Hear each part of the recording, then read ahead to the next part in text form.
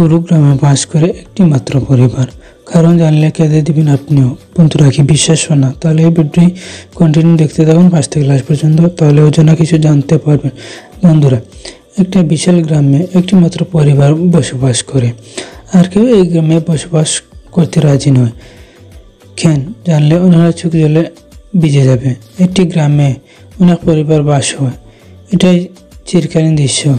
মানব সভ্যতার পৃথিবীর যে প্রান্তে যাওয়া যায় সেখানে গ্রামের চিত্রটা প্রায় একই রকম হয়।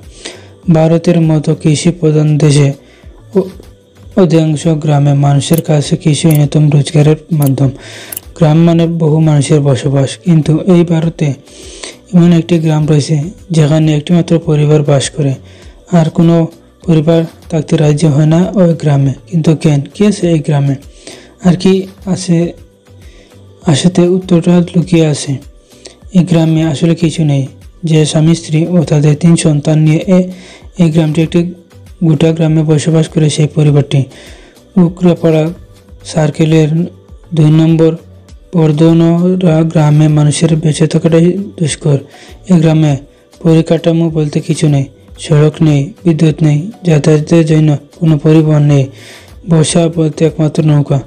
গ্রামের কেউ যদি চিকিৎসা করাতে অথবা স্কুল কলেজ যেতে বা অন্য কোনো কাজে কোথাও যেতে বাধ্য হন বা প্রয়োজন অনুসারে যেতে হয়, কিন্তু হেঁটে 2 কিলোমিটার পথ অতিক্রম করতে হয়। যে পথ হাঁটাটাই অনেক চ্যালেঞ্জের। সেই পথটাও আবার বৃষ্টির সময় হারিয়ে যায়, জলের তলায় চলে যায় গ্রামের চারধার। ফলে এই একটিমাত্র পরিবার পাকা সড়ক পর্যন্ত পৌঁছাতে হয় 2 কিলোমিটার পথ নৌকায় যেতে হয়। সে সময় খাবার পাওয়া দুষ্কর হয়। সারা বছর বিদ্যুৎ না থাকা সম্বন্ধে নামতে ভরসা কেবল কেরোসিনের আলো। পড়াশোনা হয় সেই আলোতেই। 162 হেক্টর জমিতে চাষাবাদ তেমন নেই। অভিযোগ অসম সরকার এই গ্রামের হাল ফেরানোর জন্য উদ্যোগ গ্রহণ করার বিষয় চিরদিন উদাসীন। আর এই চরম কষ্ট সহ্য করে কাটে একটি পরিবারে তাদের জীবন বৈচিত্র্য। আর এই পরিবারে গ্রামটিতে 5 জন বাসিন্দা রয়েছেন। বন্ধুরা, আসলে স্বপ্ন কল্পনা করা যায় এমন একটি গ্রাম যেখানে এই অবস্থা।